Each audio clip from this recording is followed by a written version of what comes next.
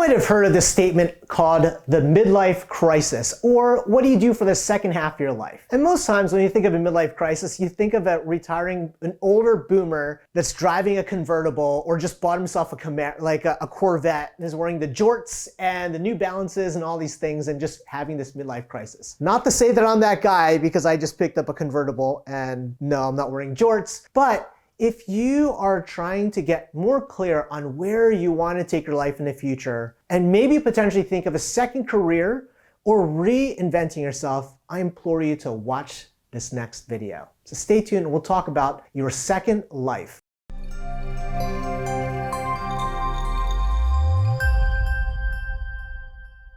Hey, how's it going? It's Eric. I like to call myself the modern mystic, but you can also look at me as your big brother. And what I wanted to talk about today is this topic of creating a second life or career. Now, a lot of folks call this midlife crisis. When a person hits about age 40, they've spent the last 20 years excelling in their previous line of work. And they've done as much as they can do. Now they've gotten to a point or a peak in their career where they can't really go any further. So they got kind of bored. And this is when a lot of folks reinvent themselves. You might have seen people going back to university or going back to school to get another degree or certification or jumping to a different industry because a lot of folks are looking to have this new creative spark now that they've accomplished everything they want in life. So I'm reading this book by an author named Peter Drucker called Managing Oneself. And it's a beautiful book on self-awareness and understanding this 9-step methodology of how to live your best life and to give you a roadmap for where to go as you progress through life. And I found it to be really impactful for me. Now, when it comes to inventing a second life, I'm 42 now, right? So I'm in this midlife crisis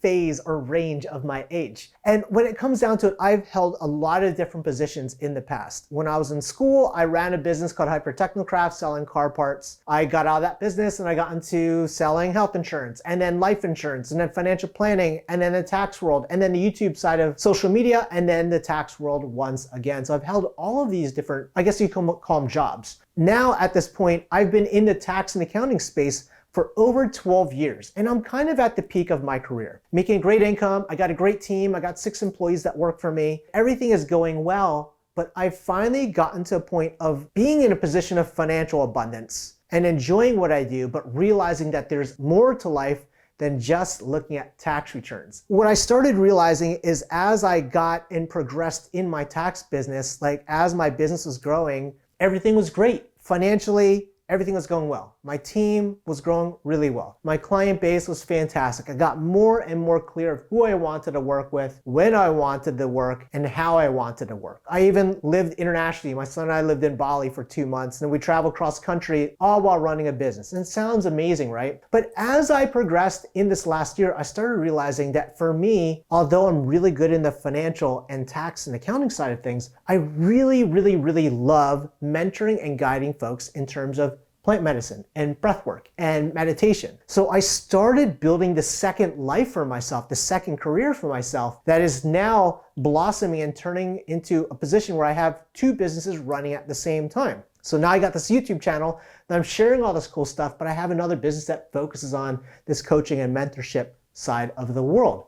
Now, when it comes down to it, it wasn't because I was getting bored of my old business. It was because I wanted to have a new creative spark. And that's what happens to a lot of folks. You may be in this position where you're in a line of business or you got a job and you've done it for a number of years and you've gotten to this point of okay, now what? What's the next step for me? And that's a common challenge that a lot of entrepreneurs have is we have a sense of attention deficit disorder where we love seeing all these different things and we want to take advantage of these opportunities, but sometimes we feel trapped in our existing job or business. So I want to talk about how to create this second life. And I want to tell you that creating a second life doesn't happen spontaneously. It's not like one day you're like, shit, I want to create a new life or new business. This happens in conjunction with what you're doing presently. In terms of what I'm doing, I was learning and facilitating breathwork and plant medicine for the last 1.5 years as I've been running my tax business. And I've been subsequently moving myself away from the fulfillment side of my business now that I'm hiring more employees and bring on partners to help me out with that to allow me to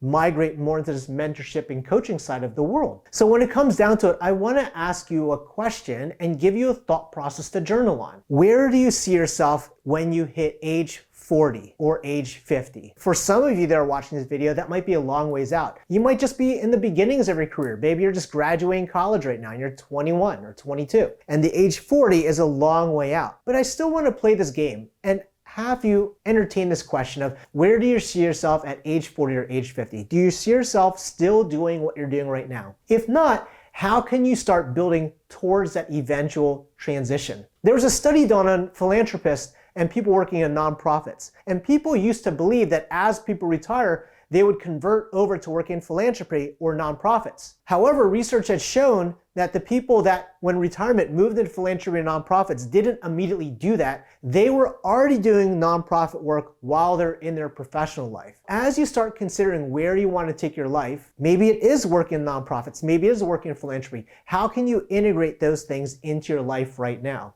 Bust out a journal and write that down. I invite you to just openly journal about that and look at that and have a conversation with yourself. How do I build a second life? How do I have a life of fulfillment where you could have this dynamic of this professional world, right? Like I have this accounting and tax business, which is absolutely awesome, but it's completely opposite, to be honest, when it comes to plant medicine and breath work and meditation. They don't really coincide with each other, but I'm able to operate them both because I've been really mindful and intentional of how I've built both of them. So they call this creating a parallel career. Can you build something in parallel? Now, some of you might want to become a social entrepreneur. And I have a lot of friends that have what we call for-purpose businesses. For-purpose businesses, quite simply, is they operate a business where they designate a piece of their revenue or profit towards a nonprofit mission. So quite simply, what they do is, let's say, for example, a good example is Tom's Shoes. Now, Tom's Shoes has a buy one, get one model where they buy one and then they donate a pair of shoes to a third world country. The founder, Blake, he looked at the shoe model and said, hey, you know, like instead of charging $50 for these shoes, we could charge our customers $56 and the extra $6 covers the manufacturing cost and shipping cost of another pair of shoes. So what he effectively did is now the nonprofit side of it, the for-purpose side of it, is funded by the consumer. The consumer feels good because they're giving shoes to a third world country. Blake, as a social entrepreneur, feels good because he's providing shoes to people who need shoes. The folks that receive the shoes are feeling good because they've gotten shoes, and everyone feels happy about it. Now, it's created its own problem because they've donated so many shoes that they put local cobblers and stuff like that out of business, so they're reworking that model. But the essential fundamental strategy is there. How can you build where you're looking to go in your existing business model? Do you build it something in parallel where it's two separate things? Or do you integrate it into your existing business model or your existing sense of employment? So when it comes to creating a second life, when it comes to creating a life of impact, what I invite you to do is bust out a journal and write down and answer this question. Where do you see yourself by age 40 to age 50? Is it the same thing you're doing right now? If that is, then great. You're probably not gonna have a midlife crisis. Maybe you absolutely love what you're doing. And if you do, that's fantastic. But there's a lot of folks that believe and feel that their life has greater purpose than maybe doing tax and accounting work. If that is the case, be really intentional of where you want to take things and then ask yourself, can I, number one, build a business in parallel? Two things at the same time? Or can I add a model to my existing business to allow me to do this life of purpose and impact while operating the same business? So journal on that. And with that said, like before I close up the video, I would love to hear your thoughts on this topic. Have you thought about what a midlife crisis means to you?